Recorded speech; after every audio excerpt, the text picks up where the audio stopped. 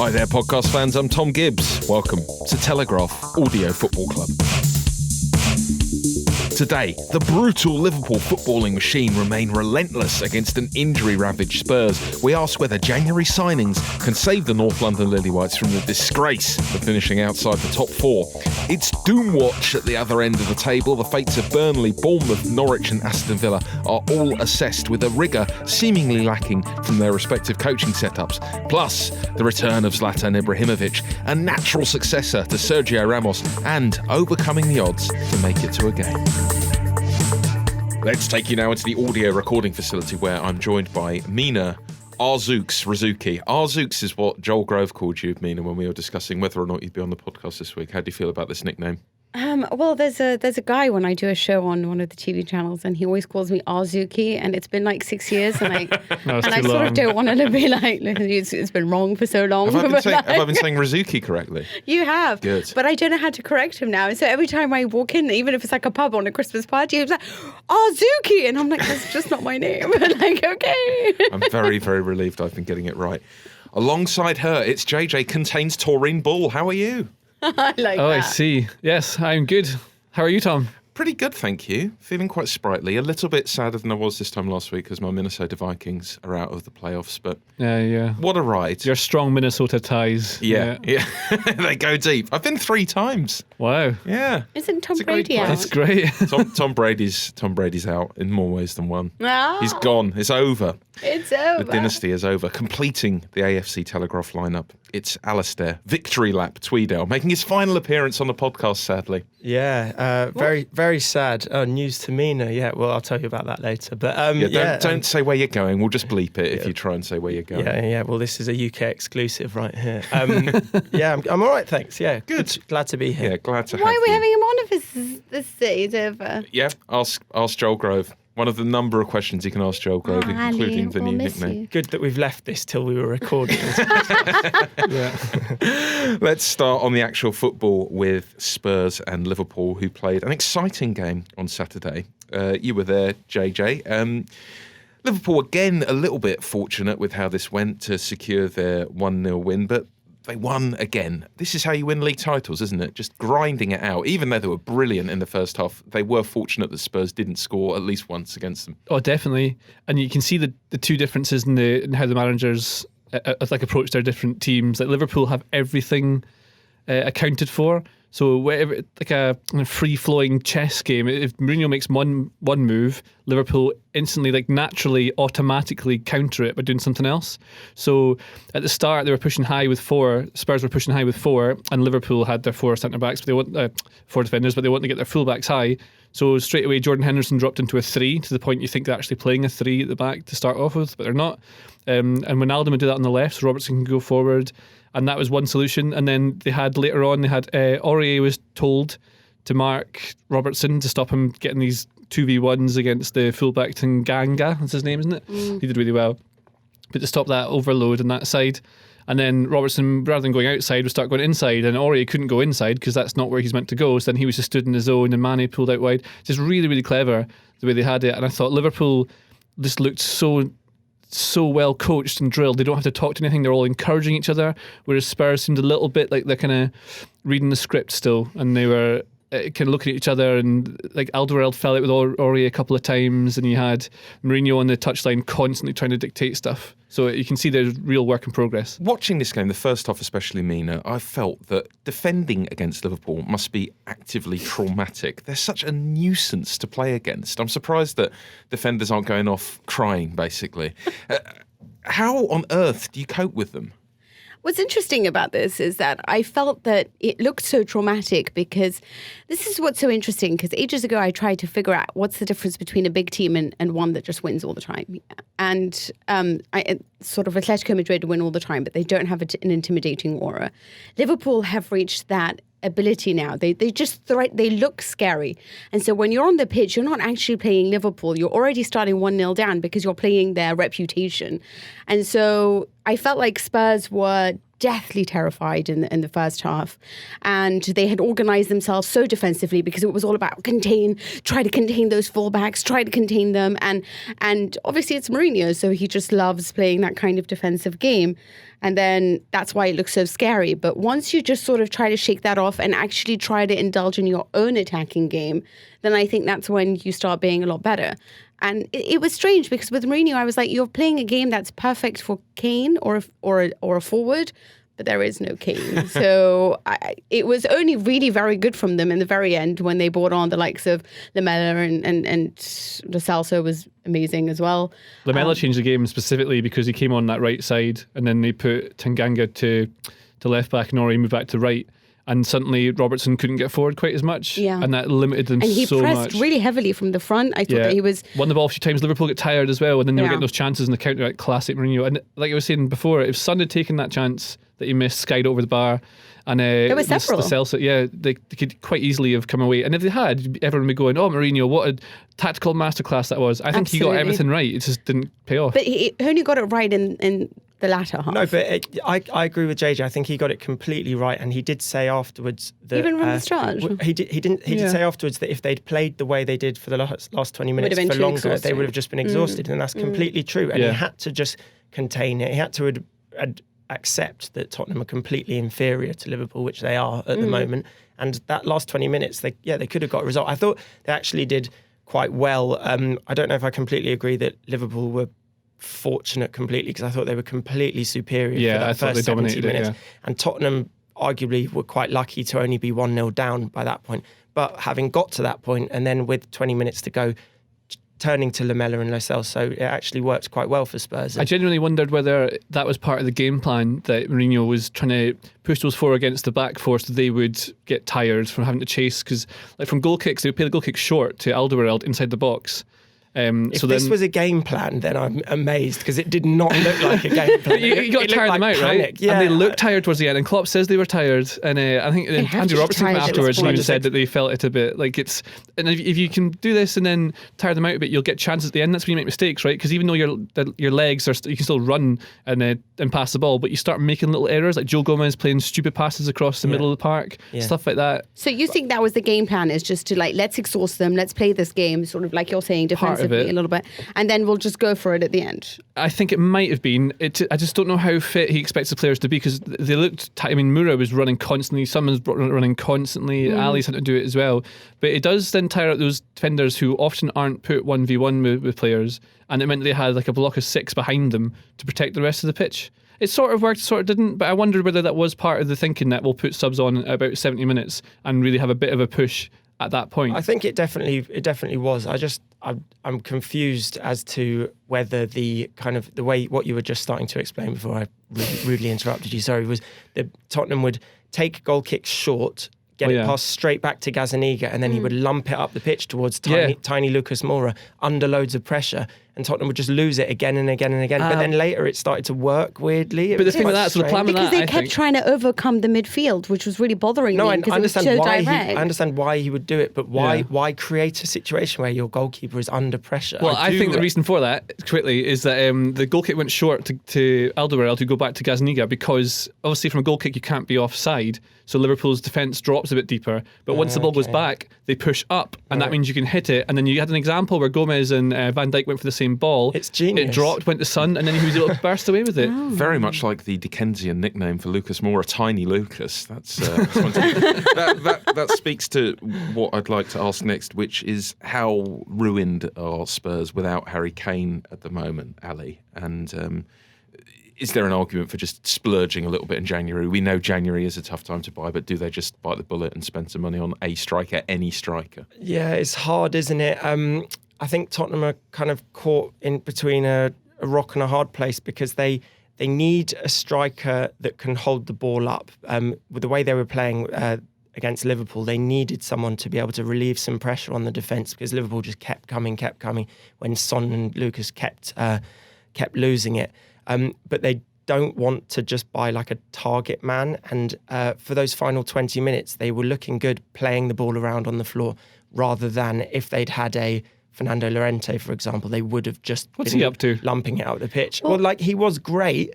He's at Napoli, isn't he? But he is being thought of as being potentially a player that's going to come back to Spurs. Well, he was great in a sense, but I do think that spending big in January, players cost more money, and doing that out of right curiosity, wouldn't you want to just bring him in for, like you're saying, the first 70 minutes, lump it forward, then he can control? Well, would we have preferred? Would Tottenham fans have preferred to have played those last 20 minutes, lumping it up to Llorente, or doing what we did? I'm saying as in do it for the first 70 minutes, and then in the final 20 minutes, take off your lump, and then, or, whichever lump. No, lump's good. Lump's good. Yeah. Lump and then play that beautiful way, Yeah, But maybe. you're saying that beautiful way that works, that it's too exhaustive to play for the whole time. So have your lump for the first while. Yeah, absolutely. I don't disagree with that. I just wonder whether buying that player in January on more than a 6-month loan, which, because probably getting someone for a 6-month contract is pretty difficult, and spending that much money is worth it. I don't know. I do think we've solved it here. Lumpy Llorente next to Tiny Lucas. Classic big man, little man. It's either the new Spurs strike partnership or a brilliant sitcom. Let's move on to Doom Watch, topic 2. We're going to have a run through the teams who are in trouble. There's quite a few teams who could be a little bit concerned at the moment in the Premier League. Real disaster Mina for Bournemouth on Sunday. Billed as a must-win game at home to Watford, and they've lost it 3-0. What's going so wrong for them at the moment? I think this is something that they're not really used to having to deal with. This is a side that's obviously always been capable of scoring goals. It's a side that has a coach who many people think is better suited to a bigger club with better players. I don't think they're a team that is really ready to do the whole bump and grind and try to win every duel, which is actually something that I... What the bump and grind? That's surely not. No. Surely not the bump and grind. I don't think I've heard that term used in football. I like it. Okay, well, I meant the grind. I don't know why bump and grind. Leave the bump came out of into it. The bump and the lump. This is getting really bad. The grind and the grafting and the trying to be warriors at the end and trying to win the duels. I think this is a tough time for them in that. I actually also think the same of Norwich. I don't think they're a team that are set out capable of doing that, because they're a team that are supposed to play expansive football. What worries me about this, and I know that Eddie Howe is a great manager, but I also think that there comes a time sometimes when your team is really falling apart, which they are. And I do feel sorry for them because they've had so many injuries, and trying to get this all back on when the confidence is low, even when you're getting players back, it's very difficult. But sometimes it is about, let's just get back to basics. Let's just do the simple things. Maybe not play out from the back because it just looks like that all of you are so short of confidence. Let's try to figure out a way of just doing a little bit of what Nigel Pearson is doing at Watford, just back to basics, high intensity, and let's try to see what can happen there. Yeah, a few big games coming up for Bournemouth against their rivals, and if you look at their fixtures, the end of the season is really intimidating for them, so we'll see how that goes.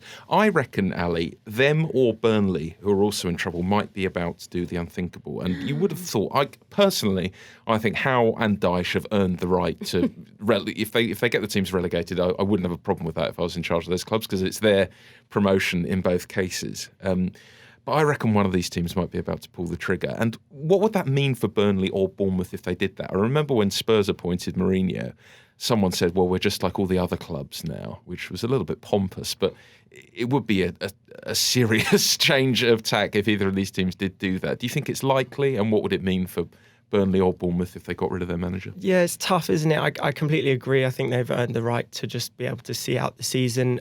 But maybe that's a bit sort of patronising for two teams that maybe want to dream of bigger things. They're two small clubs, but they've established themselves in the Premier League. Maybe they should start thinking about bigger things. I don't know what it would mean. Really, it would be quite a statement, wouldn't it, from both of them? I do wonder with both of the managers, both of them, whether it's just gone a little bit stale. They've both been there a long time. They don't really change their tactics that much. Eddie Howe is just obsessed with playing 4-4-2. I mean, he's not like a Harry Redknapp, we play 4-4-2 kind of manager, but he just will not change that. He just almost never changes that. And I don't know if maybe it's time for for him to realise that something needs to change, and maybe the same for Deitch. I don't know. Another team in big trouble are Aston Villa, JJ. They were really wretched at home to Manchester City. Danny Drinkwater looking every inch the footballer who has barely played any football this season. And Pepe Reina in the stands, who you might think on this evidence would reconsider his move to Villa. They look really, really poor. Yeah, you'd think you'd be a little bit worried about what you saw.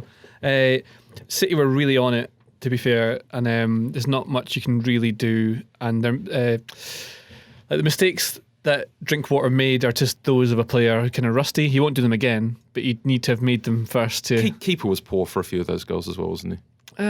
Yeah. He's their backup keeper, isn't he? Yeah, wasn't it his debut? I just don't think Aston Get Villa him are out, that rubbish. good. I don't think Aston Villa are that good. No. I've been saying that, I think, all season. I'm pretty sure if we go through the podcast. Pre-season you said that as well. You say it now, Matt isn't here. Yeah. What about Norwich as well, Mina? The air seems to have gone out of their balloon, whatever was left in it at this point. Big defeat away at Man United. No big surprise there, but a sense of increasing pessimism about where their season's going. Yeah, I mean, it's a team that doesn't really know how to defend.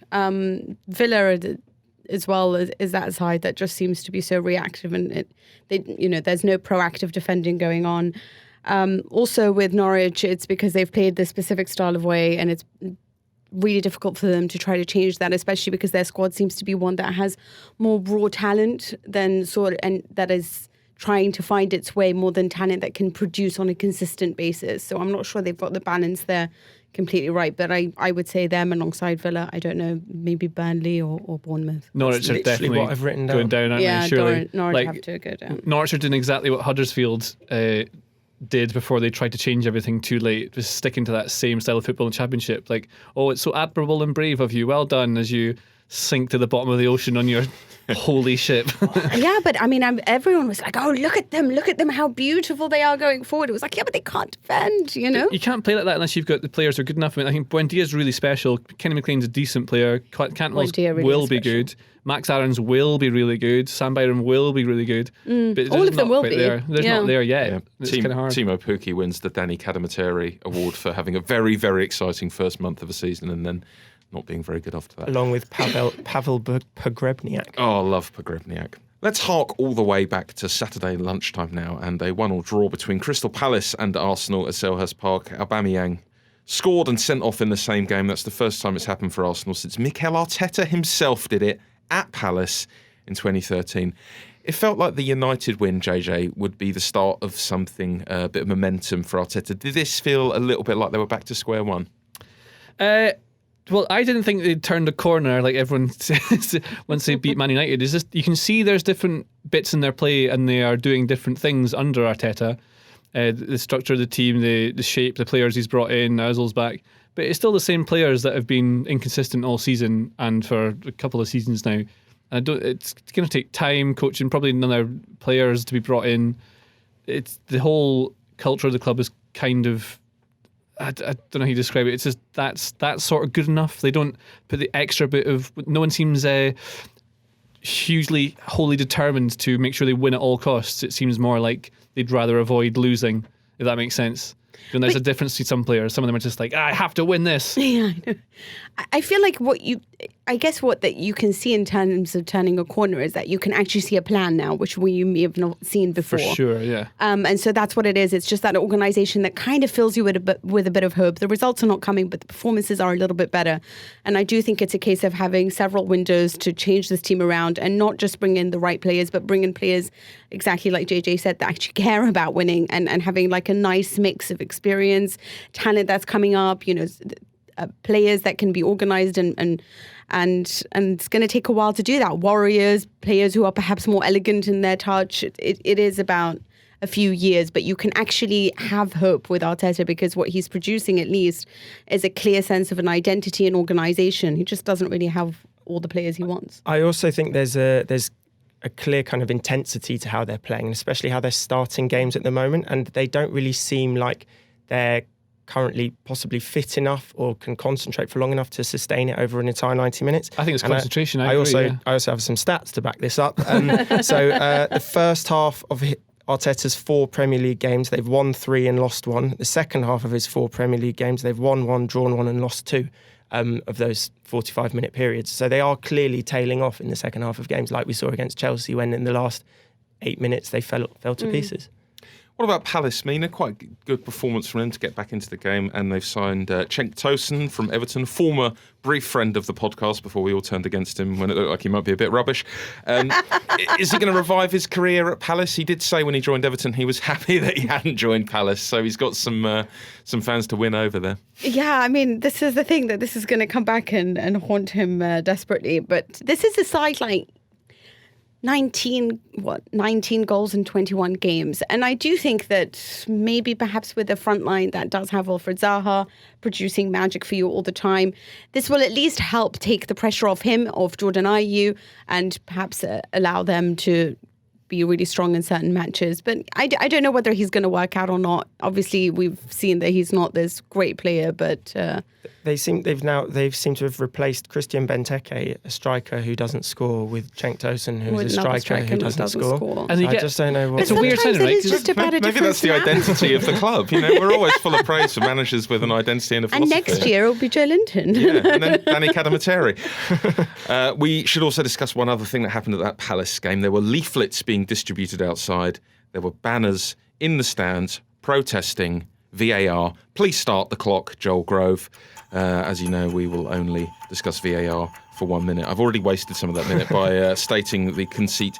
Do you think, Ali, that fans protesting in this way is going to make any sort of difference to how the league handles VAR in future? There's also players now, more and more players, saying we don't want this. Yeah, I do. I do think that the protest will alert the authorities a little bit. I do also think that it was quite a good weekend for VAR, and the problem that Declan Rice had wasn't with VAR, it was with the handball rule, which is obviously rubbish. But I do, yeah, that VAR isn't a complete product. It's not perfect. It needs a bit of change. But so, yeah.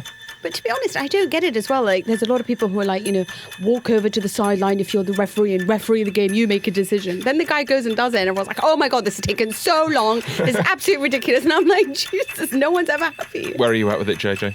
I still think it's some of the laws are being applied in the wrong sort of way. Oh, I'm afraid that's it. Well. Also, that handball that Rice was moaning about, I mean, they only scored because the ball was headed off his hand. I know it's point blank, but come on. What, you're saying it was a handball? You know when the ball's come off your hand. Oh, yeah. So he should have known that it was coming? Yeah. Yes. Oh, right. Yeah. If you're playing like fives, you know when the ball's come off your hand, right? Yeah, you know. Yeah, of course. You know you got away with it. I've got this idea that if you know that if you're through on goal and you know it's touched your hand, you should try and win a corner, because unless you recycle possession, go all the way back to your goalie, you know that it's going to get ruled out if you try and score. So if you win a corner and then score from that, just start a new phase of it can count. play. Love that. That's Well smart. done. I like Clever. It. You could get a job as a set piece. Sign him up. Yeah. Maybe that's where he's going. Hello, I'm Marianne Jones, and I'm the editor of the Telegraph magazine, which means I spend my week overseeing every page, from the front cover to hard-hitting news reports, columns and lifestyle features. We go to print weekly, so we have a little bit longer to craft our journalism, using our award-winning writers and fantastic art and photography teams. That means we can publish long-form pieces that really get to the heart of the story. Just recently, our cover interviews with Joaquin Phoenix and James Middleton made global headlines, while our writer Mick Brown's investigation into false memory syndrome won a major press award. And the fact of the matter is, we couldn't have done all of this without our subscribers. Without them, we just can't commission the stories you like reading, or make podcasts like this one. Why not try out a 30-day subscription to The Telegraph completely free? Go to thetelegraph.co.uk/audio.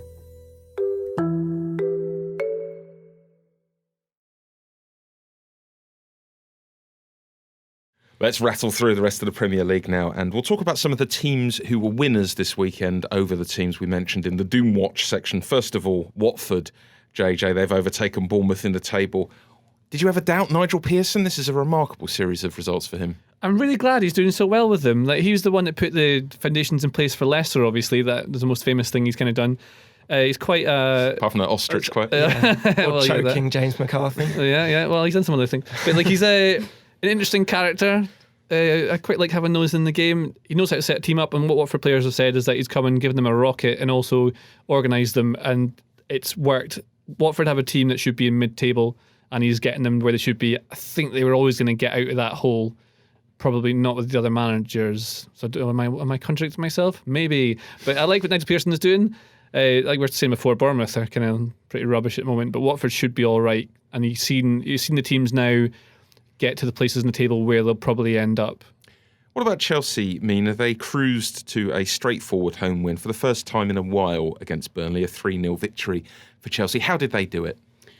I think that on a tactical level, I'll refer to JJ on that. But I do think that their right-hand side is rather thrilling to watch. They've got Reece James and Callum Hudson-Odoi on the right, and you just feel like their understanding, having been playing together for so long, allowed all sorts of brilliance on the right-hand side. I do think it's about getting certain players closer to goal, feeling confidence. Also, you have to look at the opponent. Like, I'm sorry, it is Burnley, so I don't know how much to take out of this at the moment. They've had problems, though, against teams you wouldn't have thought would have given them any problems. They've lost at home to West Ham and Southampton quite recently. No, you're absolutely right about that. I think it's just a case of this is what happens with Chelsea at the moment. I don't want to read into it because in many ways it is youth, and I don't want to always expect consistency from them.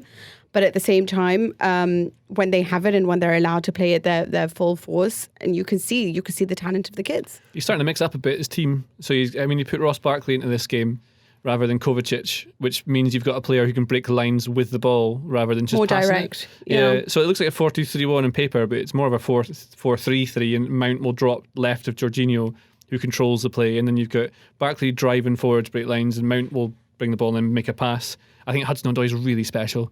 Like, it makes things happen all the time when he's on the pitch. Can someone explain why England are producing so many good right backs all of a sudden?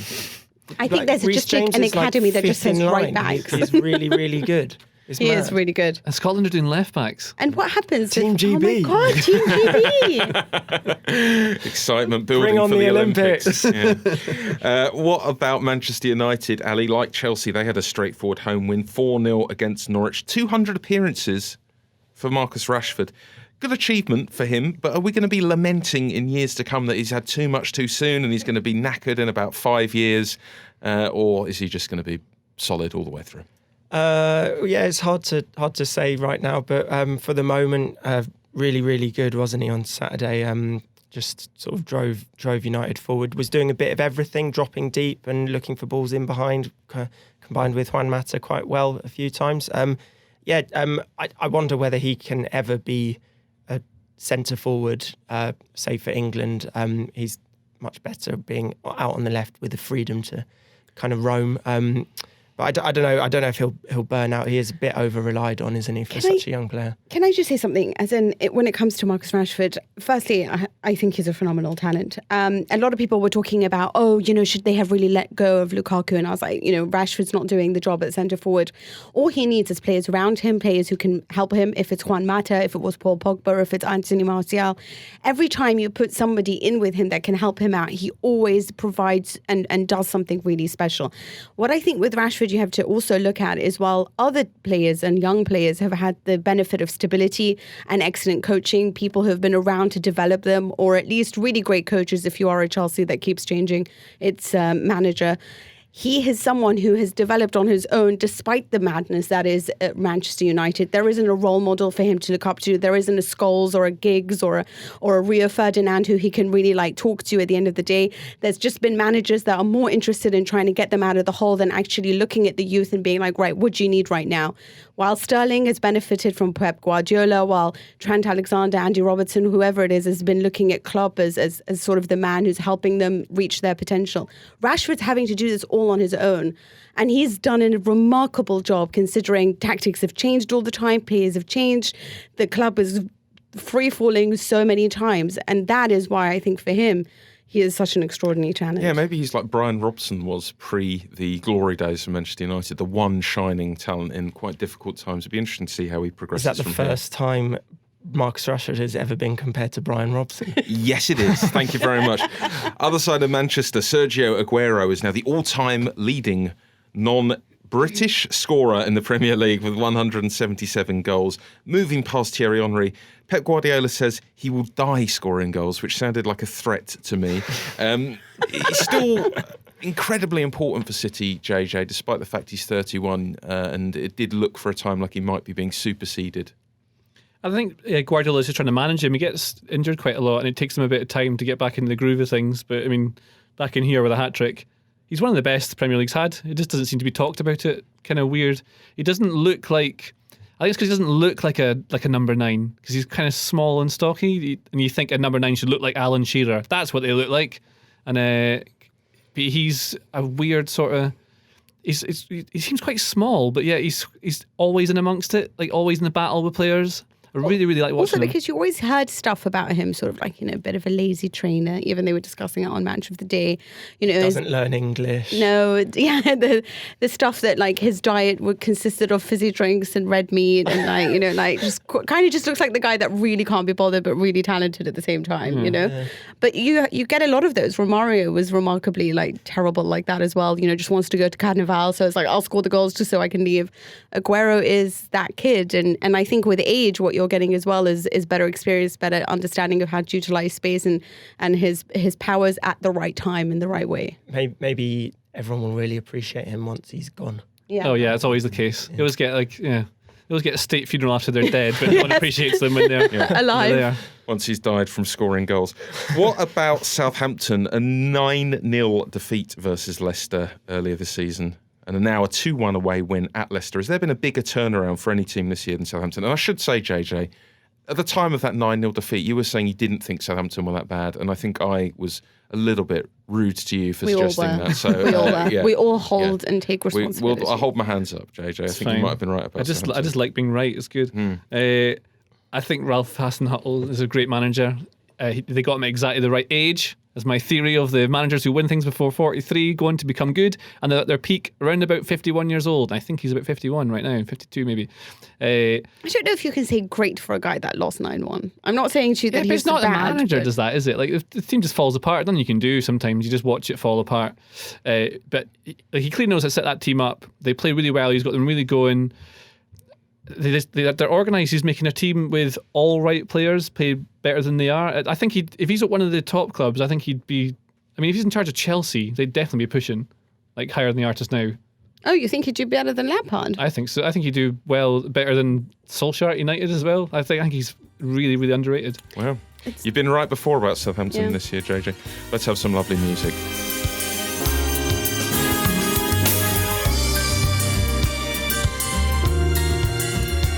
Yes, it's time for a song for Europe with your friend and mine, Mina Arzouks, or Razuki. We've got to start with Zlatan, haven't we, Mina? A goal on his second debut for AC Milan. Yep, that's it. It's the return of Zlatan. Poor Milan. I just feel like it's been such a rough time for them recently, and they are a side that actually produce a lot of chances. Their problems have been in the fact that they don't know how to take it. And now that they've got Zlatan, who's offers a little bit of a leadership, it's a wise head in a very young squad, and he's obviously making the difference. And everyone was just like, oh, is he going to get tired because he can't play a full 90 minutes? He hasn't played in a month. But you know what? He stayed on for the whole time, scored the goal, felt really like energized. And you could see there's a somewhat change in him because he's not getting angry with his teammates when they don't deliver. He's encouraging them. And I wonder whether that's just, Yeah, it comes with age, doesn't it? Yeah, it comes with age when you're just like, let's try to help these kids now. Scored in 4 different decades now, which is a stat I love. Yeah, absolutely. And now he's going to honestly try to outscore Lukaku. He's going to try to outscore Ronaldo. He's going to try to enter in this weird competition and win everything in his head. Yeah, goal for Ronaldo in Juve's 2-1 win over Roma. They're 2 points clear at the top. But what about Lazio? 10 wins in a row for them. Are they going to sneak into the title race, and how are they doing it? They are in the title race. A lot of it is based on luck, I've got to say. This was a Napoli. Napoli have obviously been really suffering recently, and they always do manage some good performances at times and then end up losing for some reason because they can't really score the goals that they need to. But with this, it was Immobile getting it at the, because of a Ospina problem and mistake at the back, and they just nicked it again. And you're just thinking, wow, like Lazio are on this like amazing run at the moment. They're feeling so confident. Even if they get a half chance, they'll try everything they can because they're feeling that confidence at the moment. They have to be spoken about. They are 6 points behind Juve, but they've got a game in hand at the moment, and so then they'll effectively only be 3 under them and 1 between them and Inter. But there's also sort of it's interesting to see because I feel like Roma could also be spoken about. I know that they didn't win against Juventus and they lost Nicolo Zaniolo to an ACL injury. Juventus, can I just say something, have just also potentially lost Demiral for a while. And this is the centre-back that Leicester have been looking at, that several teams have been looking at. He is quite genuinely one of the best centre-backs I've ever seen play at this age, like the way that he's playing. How old is he now? He's 21, just 1 year older than Matthias de Ligt, and de Ligt is on the bench for Demiral at the moment. Oh, yeah. And he's just this kid that's like, you know, he arrived for 18 million from Sassuolo. They bought him from a Turkish team. He was at Sporting before, so he knows how to speak several languages. He's like Ronaldo's best friend. He's Dybala's best friend. And he's just this amazing talent at the back. And if Juve have seriously lost him to an injury, which Sarri says it's a serious injury, but we will know more today, then it's a huge loss for them as well, in my opinion. Hopefully Chiellini can come back from ACL, but otherwise they have to go back to De Ligt and Bonucci, and it doesn't work as well. Spanish Super Cup in Saudi Arabia, Ernesto Valverde said that they were only there because of the money. Is it good to see people speaking out about this sort of thing, and how was that received? It's been spoken a lot about in Spain about the fact that it is just simply there they're all there for the money. It's 120 million to play the Supercoppa for 3 years in Saudi Arabia. It's something that Italy has already done, and they feel like they have to do these types of things now, potentially selling a game to be played in the States or whatever it is, to try to generate the kind of income that is so readily available in the Premier League, whereas Spanish and Italian clubs have to look for different ways to try to make money, basically, and this is one of it. The Supercoppa is traditionally between the team that has won the league and the team that's against the team that's won the Coppa, but they've now turned it into this mini competition with 4 teams. They only did that because Real Madrid had to be there because of part of the contract. Exactly, because it is about selling it to Saudi Arabia, and as a product. So Real Madrid are now Super Cup champions, having come 3rd in the league and not even making the final of the Copa del Rey last season. Amazing. It's all about the money. Can we just talk about Fede Valverde's tackle as well last night? You watched that. I watched it, and it was a really, really atrocious game. It was 0-0. It was just rubbish. Nothing really happened. It was just too hot. It went to extra time, which no one wants, and obviously extra time is always boring. And then Alvaro Morata gets put clean through on goal, and Fede Valverde cannot catch him and just completely swipes him out. It was absolutely amazing. Red card. And then he had the cheek. So it was very similar to the Solskjaer one. On Rob Lee. Rob Lee. And Solskjaer got up and was just like, yeah, no, that's a red card. Fede Valverde decided to square up to everyone anyone that would come near him. He was just like, "What do you think? What do you think I'm going to do?" And then as he walked off, opposition manager Diego Simeone gave him a pat on the back of the head and kind of like, "Yeah, I like this is how I like you." Well done. Also, because it's interesting, because actually, did you see João Felix and how Barcelona sort of ganged up on him? Yeah. So maybe it's a case of like this is happening a lot with the kids, but Valverde did come out afterwards and then just said, I'm sorry I had to do it, but otherwise, Morata was going to score, so it's something I had to do. Good for him for enlivening a dull game. Let's finish up by talking about the Stevenage manager, Graham Westley. Of course, as is traditional, the Graham Westley slot at the end of the show, who abandoned his car and ran the 5 miles to make it to their game against Port Vale. I'm going to ask you all, what is the biggest hurdle you've overcome to make a football match, JJ? I got given the wrong postcode to play 5-a-side down the road from here. And so I had to run from Southwark to a bit in Elephant and Castle I couldn't find. That's quite far. That's not that far. It is when you're running all around it. How did you perform in the game? I got there halfway through and did all right. It was just 5. I think that is quite far. It's just not as far as 5 miles, which is absolutely ridiculous. Miles. I reckon I ran about 1.5 miles probably, maybe a bit more to get there. How about you, Ali? On him. I once was going to a Saturday game, and we just kind of followed someone who said they knew where we were going. And after a while, having got off a train out into the countryside, basically. We were just walking and walking and walking. After a while, we kind of went, are we nearly there? And we checked, and we'd got off 2 stops too early. And then he directed us, so we decided to go the most direct route via Google Maps. And we ended up walking across fields, private land, climbing like barbed wire fences and running across. And then it turned up 5 minutes before the game, and our captain was just standing there. We sort of climbed through a bush out of the wrong side of the football pitch to where the pavilion was, and just ran across sort of head down in ashamed. Amazing. Diego Simeone would love that as a pre-match preparation. How about you, Mina? I don't think you've climbed through any bushes to get to a football match. I'm going to say that now. That is very off-brand for Mina Rzouki. No, I don't think I would ever go through any of this to get to a game. I just go home.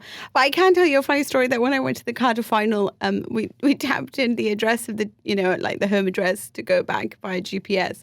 And about 2 hours into our journey back to London, we were like, why are there so many fields? Yeah, and I was like, okay, we kind of should be in down now, And we realised we had reached Plymouth, oh dear. Or were on our way there at least. And that was the wrong way. Yeah, so basically what we had done is just extended the journey by another 2.5 hours, and so it took us about a full 5 to get back home after that. Awful business. You must have won, Tom, no?